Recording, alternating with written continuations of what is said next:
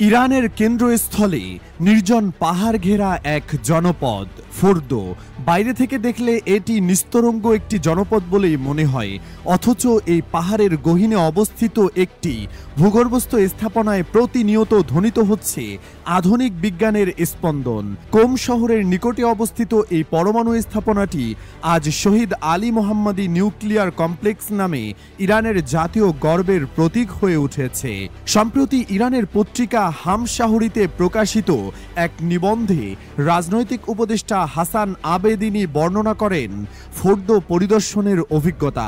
তিনি জানান, 2015 সালে যখন প্রথম এই কেন্দ্র পরিদর্শনে যান, তখন জেসিপিওএ চুক্তির আওতায় ইউরেনিয়াম সমৃদ্ধকরণ বন্ধ ছিল এবং অনেক সেন্ট্রিফিউজ যন্ত্র নিষ্ক্রিয় অবস্থায় পড়েছিল। সেই কেন্দ্রই এখন পূর্ণ গতিতে সচল। উন্নত প্রযুক্তির সেন্ট্রিফিউজ দিয়ে চলছে ইউরেনিয়াম সমৃদ্ধকরণ। ফোর্দোকে ইরানিরা কেবল একটি পারমাণবিক গবেষণাগার হিসেবে দেখে না, বরং এটি তাদের কাছে প্রতিরোধ, আত্মত্যাগ এবং আত্মনির্ভরতার প্রতীক। বহুবার সাইবার হামলা, গুপ্তচর বৃত্তি ও ড্রোন হানার শিকার হলেও এই কেন্দ্র কখনোই থেমে যায়নি। স্টাক্সনেস ভাইরাস হামলা প্রতিহত করার পর আন্তর্জাতিক পর্যায়ে ইরান প্রমাণ করে দিয়েছে তারা এই প্রযুক্তিতে কতটা প্রস্তুত। আবেদিনী লিখেন, কেন্দ্রটিতে প্রবেশের সময় জোহরের আজান ভেসে আসছিল। ভেতরে দেখা যায় শহীদ বিজ্ঞানীদের ছবি, পবিত্র কোরআনের আয়াত এবং ইমামদের বাণীতে সাজানো গবেষণাগার। এই পরিবেশে বিজ্ঞান ও ইমান যেন একে অপরের পরিপূরক হয়ে উঠেছে। এখানে কাজ করছেন তরুণ বিজ্ঞানীরা, যারা উচ্চশিক্ষিত, মেধাবী এবং জাতীয়তা বোধে উদ্বুদ্ধ। ইরানের পরমাণু কর্মসূচি অনেক আত্মত্যাগের ইতিহাস বহন করে। বহু খ্যাতনামা বিজ্ঞানী এই পথে শহীদ হয়েছেন। মোহসেন ফাকরিজাদে, মাসউদ আলী মোহাম্মদী, দারিউশ রিজাউনেজাদ এবং মোস্তফা আহমদী রোশন, তাদের সবাইকে পরিকল্পিতভাবে হত্যা করা হয়েছে। কারো গাড়িতে চুম্বকযুক্ত বোমা, আবার কারো সন্তানদের সামনে গুলিবর্ষণ। এসব হত্যাকাণ্ডের জন্য ইরান সরাসরি ইসরায়েলকে দায়ী করে।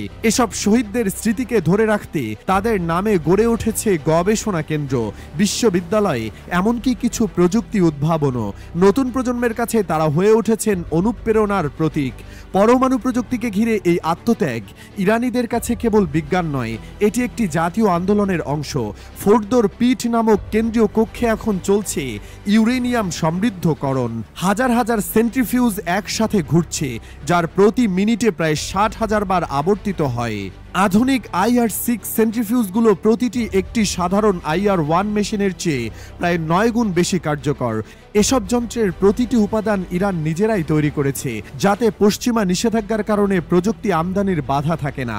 ইরানের পরমাণু কর্মসূচি কেবল একটি সামরিক বা রাজনৈতিক প্রকল্প নয়, এর রয়েছে অনেক বাস্তব ও মানবিক প্রয়োগ। চিকিৎসায় আইসোটোপ ব্যবহার, কৃষিতে সংরক্ষণ, শিল্পে বিদ্যুৎ উৎপাদন, এমনকি ক্যান্সার চিকিৎসায়ও এর আওতায়। উপরন্তু এটি একটি কৌশলগত চাপ তৈরির উপায়, যা আন্তর্জাতিক দর কষাকষিতে ইরানকে সুবিধা দেয়। সবশেষে আবেদিনী একটি মর্মস্পর্শী দৃশ্যের বর্ণনা দেন। তিনি লিখেন, এক তরুণ গবেষকের জামায় লেখা ছিল, আমরা এই পাহাড় রক্ষা করব যেন ভবিষ্যৎ প্রজন্ম আমাদের ওহুদের মানুষ না বলে। এই বাক্যটিতে ফুটে ওঠে ফোর্দোর প্রকৃত চেতনা, যেখানে বিজ্ঞান, আত্মত্যাগ এবং জাতীয় গর্ব একাকার হয়ে উঠেছে। ফোর্দো আজ একটি প্রযুক্তি কেন্দ্র নয় কেবল, বরং এটি হয়ে উঠেছে ইরানের আত্মপরিচয় ও প্রতিরোধের এক মহাকাব্যিক নিদর্শন।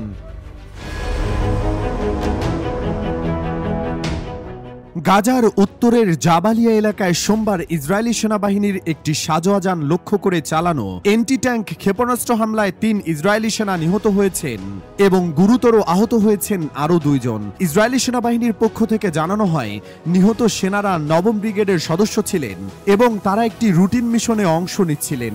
হামলার পরপরই আশপাশের এলাকায় তীব্র গোলাগুলি শুরু হয়। আহত সেনাদের উদ্ধার করতে প্রথমে একটি হেলিকপ্টার পাঠানো হলেও নিরাপত্তা পরিস্থিতির অবনতি ও গোলার আওয়াজে উদ্ধার কাজ বিঘ্নিত হয়।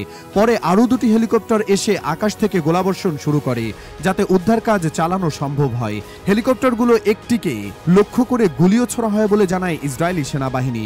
পরিস্থিতির অবনতি হওয়ায় কিছু সময় উদ্ধার অভিযান বন্ধ রাখতে বাধ্য হয় তারা। ইসরায়েলি গণমাধ্যমগুলো এই হামলাকে একটি পরিকল্পিত ও ভয়াবহ আক্রমণ বলে উল্লেখ করেছে। তাদের দাবি, হামলাটি ছিল অত্যন্ত সুনির্দিষ্ট ও পেশাদার কৌশলে পরিচালিত। এই ঘটনার পর ইসরায়েলি প্রতিরক্ষা বাহিনী আইডিএফ গাজা উপত্যকার উপর বিমান হামলা আরও জোরদার করে। সোমবার সারাদিন জুড়ে গাজার বিভিন্ন এলাকায় চালানো ইসরায়েলি বিমান হামলায় বহু ফিলিস্তিনি নিহত হন। গাজার স্বাস্থ্য মন্ত্রণালয় জানায় ২০২৩ সালের ৭ অক্টোবর থেকে শুরু হওয়া চলমান যুদ্ধের কারণে এখন পর্যন্ত ৫৪,০০০-এর বেশি মানুষ নিহত হয়েছেন এবং আহত হয়েছেন ১,২৪,০০০-এর বেশি। আহতদের একটি বড় অংশই নারী ও শিশু। হামাস দাবি করেছে ইসরায়েল বারবার আন্তর্জাতিক মানবাধিকার ও যুদ্ধ আইন লঙ্ঘন করেছে। তাদের অভিযোগ, ইসরায়েল বেসামরিক স্থাপনা, হাসপাতাল ও চিকিৎসা কেন্দ্রে ইচ্ছাকৃতভাবে হামলা চালাচ্ছে। ফলে বহু রোগী, বিশেষ করে শিশু, নারী ও বৃদ্ধরা প্রয়োজনীয় চিকিৎসা পাচ্ছেন না। অনেক হাসপাতালে বিদ্যুৎ, পানি এবং জরুরি ওষুধের ঘাটতি চরমে পৌঁছেছে। হামাস আরও অভিযোগ করেছে ইসরায়েলের এই আগ্রাসনের পেছনে যুক্তরাষ্ট্রের প্রত্যক্ষ সমর্থন রয়েছে। তারা বলছে আমেরিকার সহযোগিতায় ইসরায়েল ফিলিস্তিনি জনগণের উপর অব্যাহত আক্রমণ চালিয়ে যাচ্ছে, যা মানবতার বিরুদ্ধে অপরাধ হিসেবে বিবেচিত হওয়া উচিত। এই ঘটনার ফলে পুরো অঞ্চল জুড়ে উত্তেজনা আরও বেড়ে গেছে। বিশেষজ্ঞরা বলছেন জাবালিয়ার এই হামলা এবং তার পাল্টা প্রতিক্রিয়া মধ্যপ্রাচ্যের স্থিতিশীলতাকে আরও অনিশ্চয়তার দিকে ঠেলে দিচ্ছে।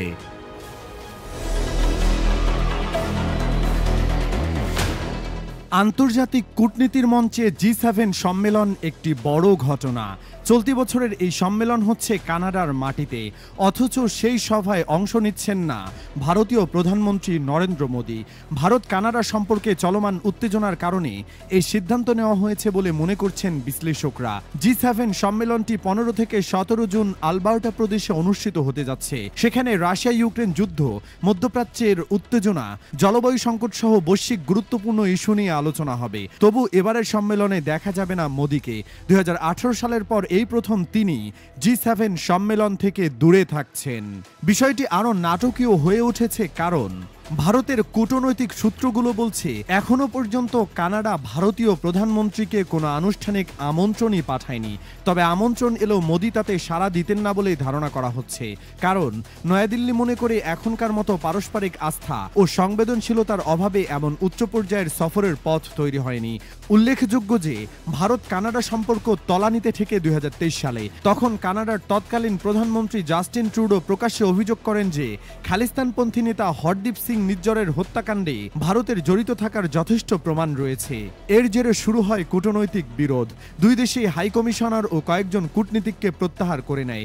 এবছরের এপ্রিলে কানাডার রাজনীতিতে পরিবর্তনের পর কিছুটা আশার আলো দেখা গেল। ভারতের মূল্যায়ন বলছে নতুন নেতৃত্ব এখনও খালিস্তানপন্থী কার্যক্রমের বিষয়ে কঠোর বা স্পষ্ট অবস্থান নেয়নি। নিরাপত্তাজনিত আশঙ্কাও অন্যতম কারণ হিসেবে সামনে এসেছে মোদির সফর বাতিলের পেছনে। তবে আলোচনার পর্দার আড়ালে কিছু অগ্রগতিও হয়েছে।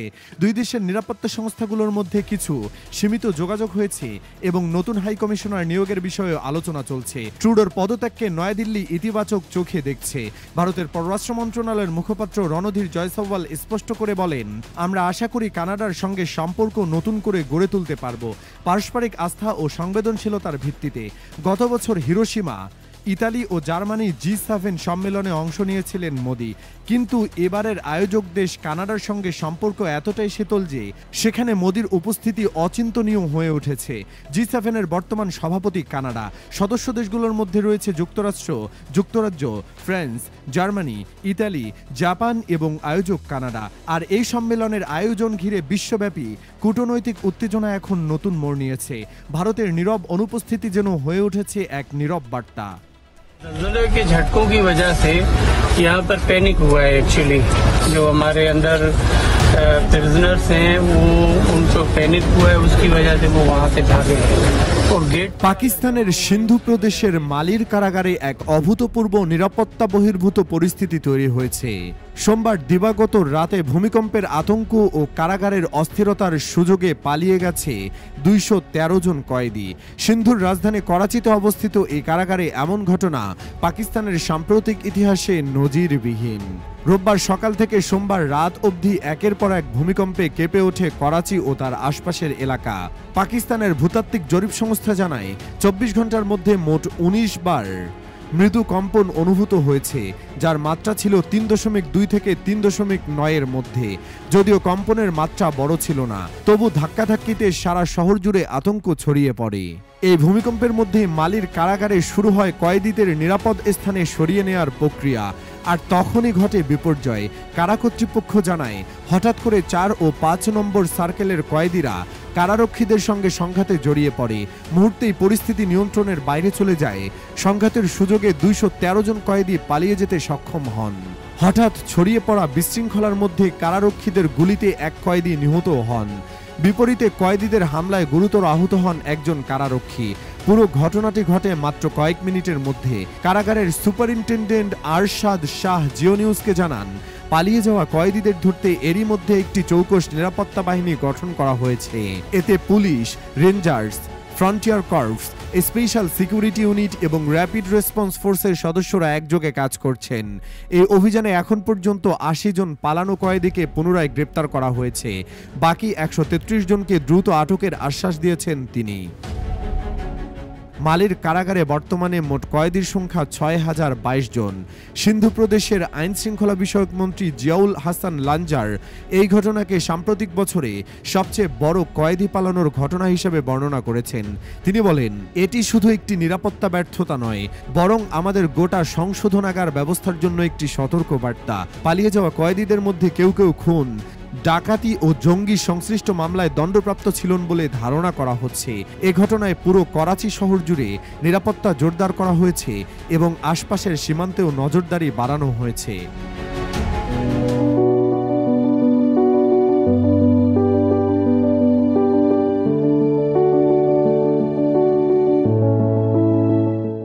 মাইক্রোসফটের সহপ্রতিষ্ঠাতা বিল গেটস তার সম্পদের ৯৯% দান করার প্রতিশ্রুতি আগেই দিয়েছিলেন। এবার তিনি জানালেন, আগামী ২০ বছরের মধ্যে এই বিপুল সম্পদের বড় একটি অংশ, প্রায় $২০০ বিলিয়ন ব্যয় হবে আফ্রিকার স্বাস্থ্য ও শিক্ষা খাতে। ইথিওপিয়ার রাজধানী আদ্দিস আবাবায় আফ্রিকান ইউনিয়নের সদর দপ্তরে দেওয়া এক ভাষণে তিনি বলেন, স্বাস্থ্য ও শিক্ষার মাধ্যমে মানুষের সম্ভাবনাকে কাজে লাগিয়ে আফ্রিকার প্রতিটি দেশকে সমৃদ্ধির পথে এগিয়ে নিতে হবে। বিল গেটস জানান, তার দাতব্য ফাউন্ডেশনের মূল লক্ষ্য হবে ৩টি: মা ও শিশুর প্রতিরোধযোগ্য মৃত্যুরোধ, পরবর্তী প্রজন্মকে সংক্রামক রোগ মুক্ত রাখা এবং দারিদ্র থেকে লাখ লাখ মানুষকে মুক্ত করা। তিনি আরো বলেন, তার ফাউন্ডেশন প্রাথমিক স্বাস্থ্যসেবায় দীর্ঘদিন ধরেই কাজ করছে এবং ভবিষ্যতে কৃত্রিম বুদ্ধিমত্তা বা এআই ব্যবহার করে এ খাতকে আরো এগিয়ে নেওয়া হবে। তরুণ উদ্ভাবকদের উদ্দেশ্যে তিনি বলেন, আফ্রিকা প্রথাগত ব্যাংকিং ব্যবস্থাকে এড়িয়ে মোবাইল ব্যাংকিংয়ে বিপ্লব এনেছে। এখন সময় এসেছে পরবর্তী প্রজন্মের স্বাস্থ্যসেবায় এআই অন্তর্ভুক্ত করার। রুয়ান্ডার উদাহরণ টেনে তিনি বলেন, সেখানকার স্বাস্থ্যসেবায় কৃত্রিম বুদ্ধিমত্তা ব্যবহার করে ঝুঁকিপূর্ণ গর্ভাবস্থা চিহ্নিত করা হচ্ছে। এ থেকেই বোঝা যায় প্রযুক্তির সহায়তায় আফ্রিকার স্বাস্থ্য খাতের ভবিষ্যৎ কতটা উজ্জ্বল হতে পারে। তিনি আরও বলেন, একজন নারী গর্ভধারণের আগেই যদি সুস্থ থাকেন এবং পুষ্টিকর খাবার খান, তাহলে তার গর্ভকালীন সময় এবং শিশুর প্রথম কয়েক বছর সুস্থভাবে কাটবে। এটাই একটি জাতির ভবিষ্যৎ গঠনে মুখ্য ভূমিকা রাখে। এই ঘোষণাকে স্বাগত জানিয়েছেন মোজাম্বিকের সাবেক ফার্স্ট লেডি গ্রামা ম্যাচেল। তিনি বলেছেন, সংকটময় সময়ে এ ধরনের প্রতিশ্রুতি আশার আলো নিয়ে আসে, কারণ যুক্তরাষ্ট্রের প্রেসিডেন্ট ডোনাল্ড ট্রাম্পের আমলে আমেরিকা ফার্স্ট নীতির ফলে আফ্রিকায় এইডস সহ গুরুত্বপূর্ণ স্বাস্থ্যসেবা কর্মসূচির তহবিল বন্ধ হয়ে যায়, যা আফ্রিকায় স্বাস্থ্যসেবার ভবিষ্যৎ নিয়ে উদ্বেগ তৈরি করেছিল। গেটসের এই ঘোষণা সেই শূন্যতা পূরণে বড় এক সহায়তা হতে পারে।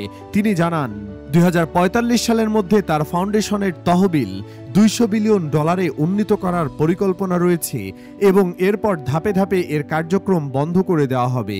এক ব্লগ পোস্টে গেটস লিখেন, আমি মারা গেলে মানুষ অনেক কিছু বলবে, তবে তিনি ধনী হয়ে মারা গেছেন এটা কেউ বলবে না। আমি সেটা নিশ্চিত করতে চাই। তবে সমালোচকদের মতে বিল গেটস কর ছাড়ের সুবিধা পেতে তার ফাউন্ডেশনকে ব্যবহার করছেন এবং দাতব্য কার্যক্রম বৈশ্বিক স্বাস্থ্যনীতিতে অপ্রতিসাম্য প্রভাব বিস্তার করছে। তারপরও বিশ্বের পঞ্চম ধনী ব্যক্তি হয়েও বিল গেটস দানের মাধ্যমে এক নতুন দৃষ্টান্ত স্থাপন করেছেন। ১৯৭৫ সালে পল অ্যালেনের সঙ্গে মিলে গেটস মাইক্রোসফট প্রতিষ্ঠা করেন, যা পরবর্তীতে বিশ্বের অন্যতম প্রযুক্তি প্রতিষ্ঠান হিসেবে আত্মপ্রকাশ করে। গত ২ দশকে তিনি ধীরে ধীরে মাইক্রোসফটের কার্যক্রম থেকে সরে এসে দানবীর হিসেবে নিজেকে গড়ে তোলেন। তার এ যাত্রা নিঃসন্দেহে প্রযুক্তি, উদ্ভাবন ও মানবিকতা এই তিনটির এক অসাধারণ সমন্বয়।